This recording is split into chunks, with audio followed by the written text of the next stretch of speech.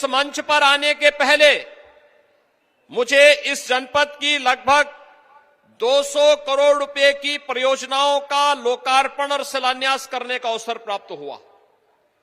हमारे सांसद जी, हमारे विधायकों ने परिश्रम से जिन योजनाओं को इस जिले में लेकर के आए, उन योजनाओं का जो पूरी हो गई उनका लोकार्पण, और जिन योजनाओं को अभी बनना है उनका शिलान्यास का कार्यक्रम भी आज यहां पर हुआ है। 200 करोड़ सामान्य पैसा नहीं होता।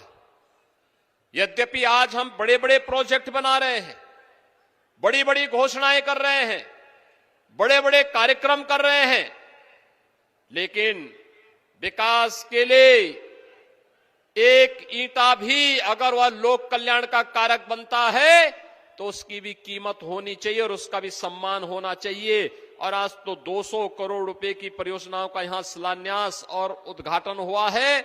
इसके लिए मैं फर्रुखाबाद वासियों को हृदय से बधाई देता हूं, शुभकामनाएं देता हूं। और अपने परिश्रम से यहां के सांसद जी ने, यहां के विधायकों ने इन योजनाओं को आपके जनपद में लाने में सफलता प्राप्त की है। इसके लिए मैं इन सबको हृदय से इनको धन्यवाद भी देता हूं। भाइयों बहनों, वर्तमान में पूरी दुनिया कोरोना महामारी का सामना कर रही है। कोरोना में उत्तर प्रदेश के प्रबंधन को पूरे देश ने और पूरी दुनिया ने स्वीकार किया। प्रधानमंत्री मोदी जी के नेतृत्व में फ्री में टेस्ट, फ्री में उपचार, फ्री में वैक्सीन, सबको वैक्सीन। कितने लोगों ने वैक्सीन लिया है? बहुत सुंदर, अभिनंदन आपका। जिन लोगों ने एक डोज ली है वे दूसरा भी ले लेंगे, और जिन्होंने एक भी डोज नहीं ली है, आपके परिचित होंगे, अगल बगल कहीं होंगे, गांव में होंगे, पड़ोस में होंगे, उनको भी बोल देंगे कि कोरोना का वैक्सीन कोरोना महामारी से बचाव का सबसे बड़ा कवच है। और इसलिए भाइयों बहनों, हमें वैक्सीन भी लेना है, साथ साथ हर एक गरीब परिवार को फ्री में राशन की सुविधा भी देनी है। राशन की सुविधा कितने लोग ले रहे हैं? अभिनंदन आपका, बधाई। अब तो डबल इंजन की सरकार है तो राशन भी डबल मिल रहा है। यह अधिकार आपका है। अच्छी सरकार आएगी तो अच्छी योजनाएं आएंगी, और जब बुरी सरकार आएगी भाइयों बहनों, तो यही अन्न सपा के, बसपा के या कांग्रेस के नेताओं के घर में चला जाता और उनकी तिजोरी भरती। आप देख रहे होंगे पिछले 4 दिन से कैसे दीवालों से पैसा निकल रहा है, नोट की गड्डियां निकलती जा रही हैं। ये इन लोगों ने गरीबों का जो पैसा पिछली सरकारों के समय छुपा करके रखा था, अब समझ में आया होगा कि बबुआ क्यों नोटबंदी का विरोध करता था। अब समझ में आया ना, बबुआ नोटबंदी का विरोध क्यों करता था? क्योंकि ये नोट गरीबों का पैसा और विकास का पैसा जो आपके जनपद में उपयोगी होता, लोक कल्याण का कारक बनता, उस पैसे को ये लोग हड़प गए थे, छुपा रहे थे। आज उस पैसे को हम लोग फिर से निकाल रहे हैं और फिर उसको विकास के कार्यों में लगवाएंगे। भाइयों बहनों, मुझे एक बात तो आपको बतानी है। कांग्रेस ने इस देश के अंदर सर्वाधिक समय तक शासन किया, सर्वाधिक समय तक शासन किया, लेकिन शासन किस रूप में कर रही थी? आज आपने कांग्रेस का आपने महाराष्ट्र एटीएस का एक बयान देखा होगा।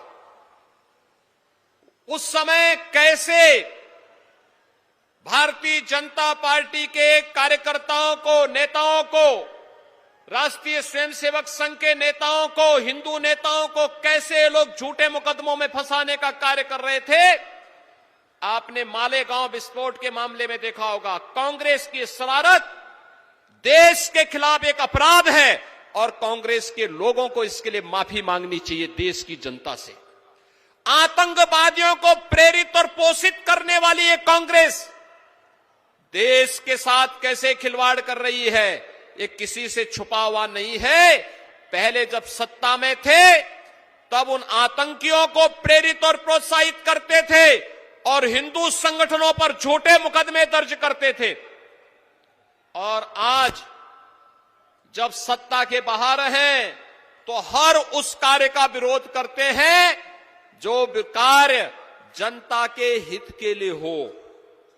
भाइयों बहनों, पिछले 4.5 वर्ष के अंदर हम लोगों ने प्रदेश में 43 लाख गरीबों को एक एक आवास दिया है। आपके फर्रुखाबाद में भी काफी लोगों को आवास मिले हैं। पूरे प्रदेश में 43 लाख लोगों को आवास मिला। समाजवादी पार्टी की सरकार में एक भी गरीब को आवास नहीं मिला। आवास का पैसा कहां चला गया? ये दीवालों से वही पैसा निकल रहा है।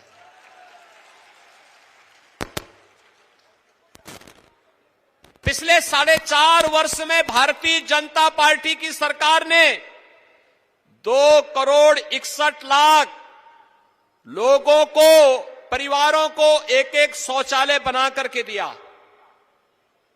58,000 ग्राम पंचायतों में सामुदायिक शौचालय बनाया। शहरों में भी पर्याप्त मात्रा में सामुदायिक शौचालय बनाए और सामुदायिक शौचालय को भी महिला स्वयंसेवी समूह को देकर के हर गांव में एक महिला स्वयंसेवी समूह से कहा, किसी एक निराश्रित महिला को इसके साथ जोड़िए। सरकार हर महीने उसे 9,000 रुपए देगी इसकी देखभाल और रख रखाव के लिए। लेकिन भाइयों बहनों, समाजवादी पार्टी की सरकार में गरीबों के लिए शौचालय क्यों नहीं बन पाए? क्योंकि समाजवादी पार्टी की सरकार की भावनाएं गरीबों के लिए नहीं थी, मजदूरों के लिए नहीं थी, किसानों के लिए नहीं थी और युवाओं के लिए नौकरी निकलती थी तो चाचा भी, भतीजा भी, मामा भी और महाभारत के सभी रास्ते वसूली पे निकल पड़ते थे। युवाओं को नौकरी नहीं मिलती थी, किसी भी युवा को नौकरी नहीं मिल पाती थी क्योंकि वह पैसा भी जाता था और उसके साथ साथ नौकरी से भी वंचित रह जाता था। भाइयों बहनों, हमारी सरकार ने पिछले 4.5 वर्ष के अंदर 4.5 लाख से अधिक लोगों को, नौजवानों को प्रदेश में नौकरी दी। 1,61,00,000 नौजवानों को रोजगार के साथ जोड़ा और 60 लाख लोगों को स्वतः रोजगार के साथ जोड़ने का कार्य किया। प्रदेश के अंदर जब अच्छी सरकार होती है वह रोजगार भी देती है, नौकरी भी देते हुए प्रसन्नता है। हमारी सरकार ने गन्ना किसानों का 1,51,000 करोड़ रुपए के गन्ना मूल्य का भुगतान अब तक कर दिया है। सपा बसपा सरकारों के 14 वर्ष के कार्यकाल में इतना गन्ना मूल्य का भुगतान नहीं हुआ था जितना 4.5 वर्ष के अंदर हमारी सरकार ने किया है।